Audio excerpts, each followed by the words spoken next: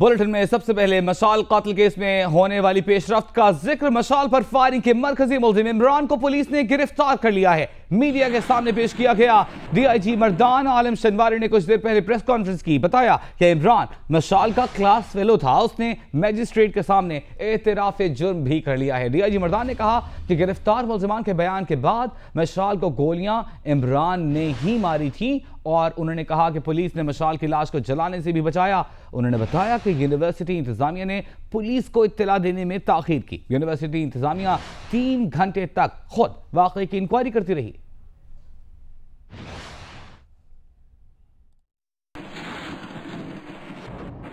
मशाल को 2 फायर लगे थे और उसमें जो है ब्लीडिंग की वजह से उनकी जो है इनिशियल काफ़ी ब्लीडिंग हुई थी और बाद में थोड़ा सा जो बाकी आपने तो देखा होगा वीडियोस में कि फिर उनकी बॉडी की बेहुरमती की गई।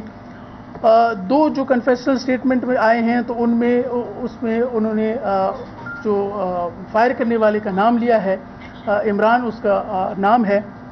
वो अपने ही उसके क्लास फेलो था जर्नलिज्म डिपार्टमेंट का। उस हवाले से हमने अपनी मुख्तलिफ टीमें जो है वो उसको अरेस्ट करने के लिए लगाई हुई थी और मैं आपको ये बता दूं कि उसको हमने अरेस्ट कर लिया है। वो जिस पिस्टल के साथ उसने फायर किया था वो भी हमने रिकवर कर लिया है। इनिशियल जो हमने इन्वेस्टिगेशन की है और इंटरोगेशन की है उसने अपना ये जो इक़दाम है उसने मान लिया है। और अब किस्सा 10 अरब रुपए का। वजीर आज़म नवाज शरीफ ने इमरान खान के उस दावे को मुस्तरद कर दिया है जिसमें उन्होंने कहा था कि उन्हें चुप रहने के लिए 10 अरब रुपए की पेशकश की गई। वजीर आज़म ने कहा कि उन्होंने खुद को हमेशा अदालत और अवाम के सामने एहतिसाब के लिए पेश किया है। झूठ और बहतान हमेशा नाकाम हुआ। ज़राए के मुताबिक वज़ीर आज़म ने इन ख्यालात का इजहार आला सतह के मुशावरती इजलास में किया जिसमें कानूनी माहिरीन ने वज़ीर आज़म को इमरान खान के खिलाफ कानूनी चाराजोई का मशवरा दिया और बताया कि इमरान खान झूठ बोलने पर आर्टिकल 62-63 के तहत नाअहल हो सकते हैं।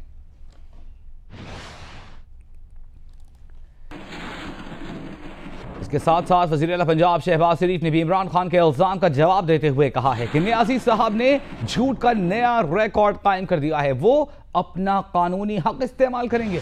उन्होंने मजीद कहा कि अगर इमरान खान का इल्ज़ाम सच साबित हो तो उन्हें क़यामत तक मुआफ़ ना किया जाए, जबकि अगर इमरान खान का इल्ज़ाम गलत साबित हो तो वो अदालत उज़्मा से अपील करते हैं कि फिर सादिक और अमीन का फैसला कर लिया जाए।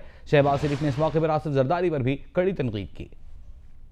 दूसरी जानिब ऑपोजिशन लीडर खुर्शीद शाह ने भी इमरान खान को हुई मुबैना पेशकश की तहकीकात का मुतालबा कर दिया है। उन्होंने कहा कि इमरान खान को पेशकश करने वाले का नाम बताना पड़ेगा और इसे साबित भी करना पड़ेगा। इमरान खान ने नाम न लिया तो उन्हें सियासत से हाथ धोने पड़ेंगे। का नाम देना उसको देना पड़ेगा। ये बात अखबार में आ गई है, या तो वो बात नहीं करना चाहते थे तो ये नाम देना पड़ेगा, क्योंकि ये अपने दोस्तों में बैठ के ये बात करता तो बात आती, मगर क्योंकि उसने प्रेस में ये बात उठाई है और कहा ये पब्लिक प्रॉपर्टी हो गई है, इसको ऑन भी करना पड़ेगा, डिस्क्लोज भी करना पड़ेगा, नहीं तो इमरान खान को अपनी सियासत से हाथ धोना पड़ेगा। और बात पीटीआई के इस्लामाबाद में एहतजाज की। पीटीआई के रहनुमाओं को जब प्रेस इंफॉर्मेशन डिपार्टमेंट में प्रेस कॉन्फ्रेंस की इजाज़त न मिली तो उनकी जानिब से सख्त एहतजाज किया गया। मनाज़िर भी आप देख सकते हैं। पीटीआई रहनुमाओं और पीआईडी इंतजामिया में इस मौके पर तल्ख जुमलों का तबादला भी हुआ। नईम मुल्क ने कहा कि इंफॉर्मेशन का बजट ज़ाती तशहीर पर खर्च किया जा रहा है। नवाज शरीफ जितनी जल्दी हो इस्तीफा दे दें।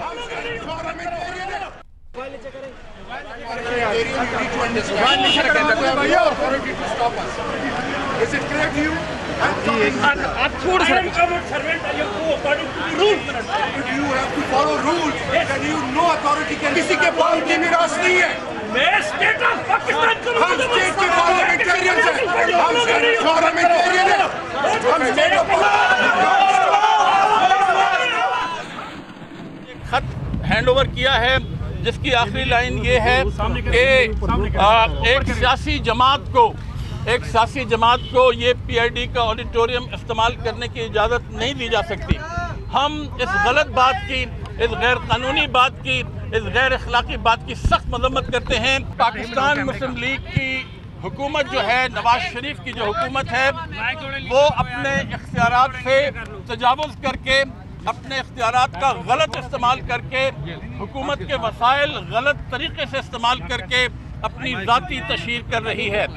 इस दौरान हम आपको अपडेट करें कि पुलिस की जानिब से कहा गया है कि पीटीआई की जानिब से मरियम औरंगजेब के खिलाफ मुकदमा दर्ज करने के लिए जो दरखास्त दी गई है वो पुलिस को मिल गई है। पुलिस उस दरखास्त पर गौर कर रही है। मरियम औरंगजेब ने भी रद्द-ए-अमल दिया है। उन्होंने कहा कि तहरीक इंसाफ को बता दिया गया था कि प्रेस इंफॉर्मेशन डिपार्टमेंट PID में प्रेस कॉन्फ्रेंस के कवायद और ज़वाबित क्या हैं। PID में सियासी रहनुमाओं को प्रेस कॉन्फ्रेंस की इजाजत नहीं। आज PTI ने इजाजत मांगी, खत लिखकर। एक खत कल उन्होंने लिखा जो ना किसी को एड्रेस था, और आज इजाजत मांगी और उनको उसके जवाब में एक लेटर गया PID की तरफ से जिसमें बताया गया कि जो कानून और जवाबित हैं वो PID में प्रेस कॉन्फ्रेंस के लिए कौन से हैं, और उसके ऊपर उनको कैटेगोरिकली बताया गया कि कौन लोग प्रेस कॉन्फ्रेंस कर सकते हैं और कौन लोग नहीं कर सकते हैं। शहरयार अफरीदी साहब ने जो मुझे मुखातिब करके कहा उसमें जवाब में ये है कि वो मुझे मिलने आए, वो 100 दफ़ा मिलने आए, PID में मेरा ऑफिस भी है, लेकिन प्रेस कॉन्फ्रेंस का जो रूल्स और जवाबत है और अब ये रवैया खत्म होना चाहिए। आप लोग अपनी स्क्रीन के ऊपर देख रहे हैं कि किस अग्रेशन के साथ एक जो रवैया है, और दूसरी बात कि अब रूल्स एक सर्टन कवाबित ज़ाब्ता होता है गवर्नमेंट का जिसके अकॉर्डिंगली तमाम शहरियों को, चाहे वो पार्लियामेंटेरियंस हो चाहे वो जो भी हो, और एक लेटर के जरिए जब उनको कन्वे कर दिया गया है कि जो प्रेस कॉन्फ्रेंस है PID में वो कौन लोग कर सकते हैं और किस तरह होती है, उसका एक तरीका कार है। लेकिन हर रूल को इनके लिए एग्जेम्प्ट करके, हर तरीके को ख़त्म करके, और इनके इस एग्रेशन की वजह से अदारे जो हैं अगर वो इंटिमिडेट होने लगेंगे तो फिर ना कोई law and order in place आएगा, ना कोई rules of business in place आते हैं। और अब पाकिस्तान की शहर कश्मीर का जिक्र करेंगे। आज सिक्योरिटी फोर्सेस ने हुर्रियत रहनुमा आसिया इंदराबी को गिरफ्तार कर लिया। पुलवामा में तलबा और पुलिस के दरमियान ताज़ा झड़पें हुई जिसमें भारतीय पुलिस और नीम फौजी दस्तों ने तलबा पर शेलिंग की और गोलियां चलाईं। इससे पहले आज सुबह कंट्रोल लाइन के करीब भारतीय फौजी कैंप पर हमले में 2 अफसरों समेत 5 भारतीय फौजी हलाक हो गए।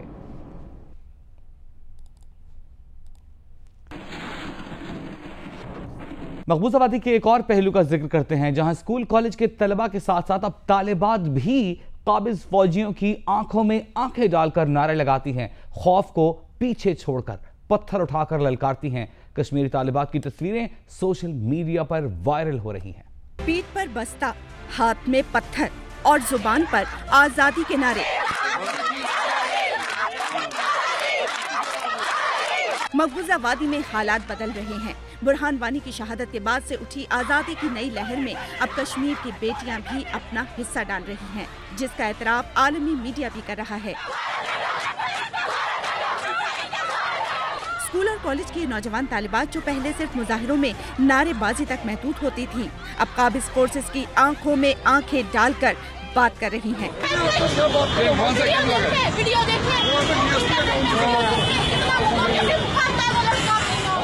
भारतीय फोर्सेस पर पथराव करती कश्मीर की बेटियों की इन तस्वीर से आजादी का जज्बा बोल रहा है।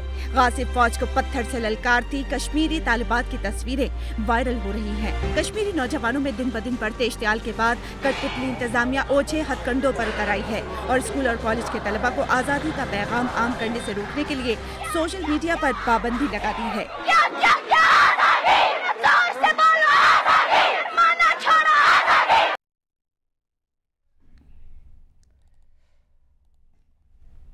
और अब एक अहम इशू को हम अपने बुलेटिन में उठाएंगे। कुछ बात करेंगे जाली गैर मयारी अद्वियात की। पाकिस्तान में जाली और गैर मयारी दवाओं का कारोबार आज भी जोरों पर है। ताज़ा तरीन आदाद शुमार के मुताबिक पंजाब ड्रग टेस्टिंग लेबोरेटरी के पास आने वाली बच्चों के बुखार की दवा माया पैरासिटामोल के बेशतर नमूने या तो गैर मयारी हैं या फिर जाली निकले हैं। इसके अलावा एक मशहूर एंटीबायोटिक दवा के नमूने भी ऐसे निकले जो मरीजों को सेहतयाब करने की सलाहियत ही नहीं रखते। ये स्टोरी की है जीनिस की वेबसाइट के लिए सीनियर सहाफी बेनजीर शाह ने। वो इस वक्त हमारे साथ टेलीफोन लाइन पर मौजूद है। बेनजीर, आपसे बात करेंगे। आपने स्टोरी की है, आलमी इदारे सेहत के पाकिस्तान में नुमाइंदे से भी बात की है, क्या कहना है उनका? क्यों पाकिस्तान में जाली दवाओं का कारोबार जोरों पर है? ज्यादातर जो है फेक ड्रग्स और जो सब स्टैंडर्ड ड्रग है ये काफी देर से हो रहा है, लेकिन क्रैकडाउन कभी नहीं हुआ।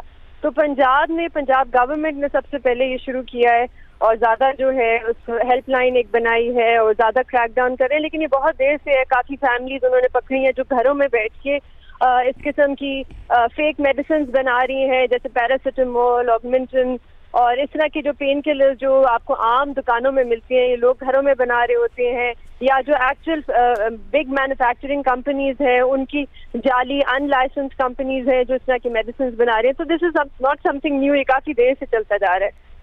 अच्छा बेनज़ीर, आपने अपनी स्टोरी में जिक्र किया कि बाज नीम हकीम हर मरज की दवा बेच रहे होते हैं जिनमें वो स्टेरॉइड्स की मिलावट भी करते हैं। कितना भयानक अमल है ये, कैसे इसे रोका जा सकता है, कौन जिम्मेदार है?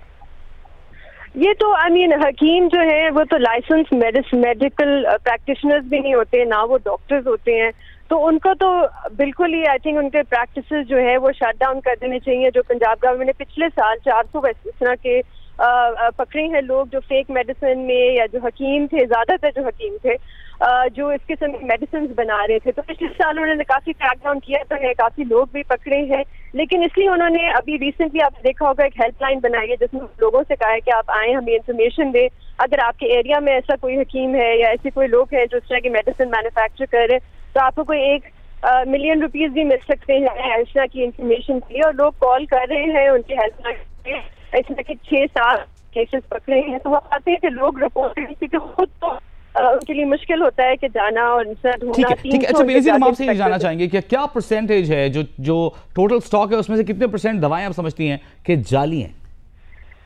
देखिए WHO का बड़ा डिफरेंट पर्सपेक्टिव है। WHO ने एक बड़ा ही ग्रिम किस्म की पिक्चर पेंट की, उन्होंने कहा 30 to 40%। ये काफी हाई फिगर है, लेकिन ये ऑल्सो पुरानी रिपोर्ट है, उनने अपडेटेड अभी तक कुछ नहीं किया। जो गवर्नमेंट के फिगर्स हैं वो है 15 से 20% मेडिसिन जो है जो आपको दुकानों में भी मिलती हैं वो फेक हो सकती हैं, या अगर फेक नहीं है तो वो सब स्टैंडर्ड हो सकती है। सब स्टैंडर्ड का मतलब कि वो सही बनी नहीं है, तो आप अगर उसका इस्तेमाल भी करेंगे तो वो सही आप पे काम नहीं करेंगी या इफेक्टिव नहीं होंगी। जो ज्यादा बड़ा एक इशू है कि आप मेडिसिन एक खाएं और वो काम ना करें, आप दोबारा लेते रहें और उससे कोई आपका इफेक्ट पड़े, क्योंकि वो है ही सही बनी ही नहीं है मेडिसिन। बहुत शुक्रिया बेनज़ीर आपका। बेनज़ीर शाह हमारे साथ मौजूद थी। ये स्टोरी उन्होंने की है कि किस तरह जाली अद्वियात आराम से मेडिकल स्टोर्स में दस्तयाब हो सकते हैं। इस स्टोरी की तफसील जानने के लिए आप विजिट कर सकते हैं हमारी वेबसाइट www.geo.tv। और अब एक ताज़ा खबर आपसे शेयर करेंगे। वज़ीर आज़म की ज़ेर सदारत इजलास में इमरान खान को अदालत के कटहरे में लाने का फैसला कर लिया गया है। इस पर बात करेंगे, हमारे साथ मौजूद है नुमाइंदा जियो न्यूज़ आसिफ अली भट्टी। आसिफ, बताइएगा क्या अब ये फैसला हो गया है, हद तक के इज्जत की कार्रवाई की जाएगी? वजीसानी वज़ीर-ए-आज़म नवाज शरीफ की ज़ेर सदारत आला सतह का मशावरती इजलास हुआ जिसमें पनामा केस के फैसले के बाद की सूरत हाल पर तफसीली गौर किया गया है। बिलखुसूस इमरान खान ने जो हालिया इल्ज़ाम लगाया है कि जिसमें उनको 10 अरब रुपए की पेशकश का दावा किया गया था, इस पर हुकूमत की जो वकला की टीम है उसने तफसीली ब्रीफिंग दी है और कानूनी आईनी माहिरीन की जो राय थी उसमें ये कहा गया है कि इमरान खान जो झूठ बोल रहे हैं उनको 62-63 के तहत आइन के नाअहली का सामना करना पड़ सकता है।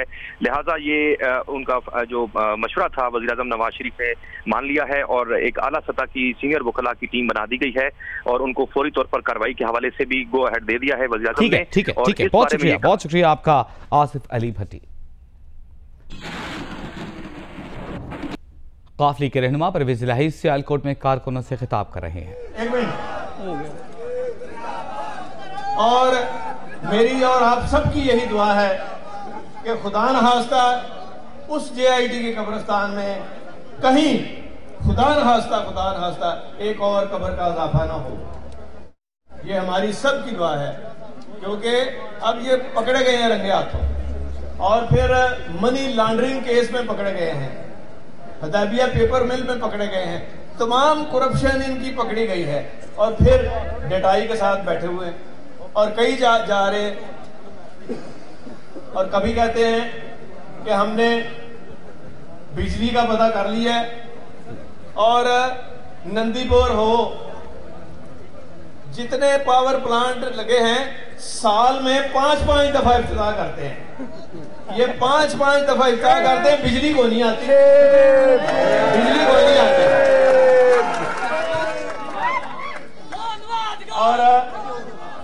और मैं हैरान हूं मैं हैरान हूं इनके ऊपर। और फिर शहबाज शरीफ बैठ के तो नारे लगाते हैं कि हमारे मंसूबे, नवाज शरीफ साहब कहते हैं हमारे मंसूबे 40 साल तक याद रखे जाएंगे। वो बिजली आपने दी नहीं तो याद क्या रखेंगे। और शहबाज शरीफ साहब, हाँ, आपके मंसूबे 40 साल तक इसलिए याद रहेंगे कि आपने तंदूर स्कीम की, आपने मैकेनिकल तंदूर बनाए, 1.5 अरब के घपले से आप खा गए, पीली टैक्सी को नीली करके वो भी खा गए। और इसके बाद आपने जितने मंसूबे बनाए हैं, आशियाना स्कीम, वो भी आ गए। मुस्लिम लीग काफ के रहनुमा परवेज ज़राही सियालकोट में कारकुनों से खिताब कर रहे हैं। अहम खबर आपको देंगे। सर्च और इंटेलिजेंस बुनियादों पर किए गए ऑपरेशंस में 9 दहशतगर्द गिरफ्तार कर लिए गए हैं। यह बताना है ISPR का। ISPR ने बताया है कि हसास इदारों और FC ने बलूचिस्तान के इलाकों गावक और मंद में खुफिया इत्तलात पर ऑपरेशन किया। ऑपरेशन में कालादम तंजीम के 5 दहशतगर्द हलाक, जबकि फायरिंग के तबादले में FC के 2 जवान भी जख्मी हुए। मुल्क के मुख्तलिफ इलाकों में खुफिया इत्तलात पर 12 ऑपरेशन किए गए हैं।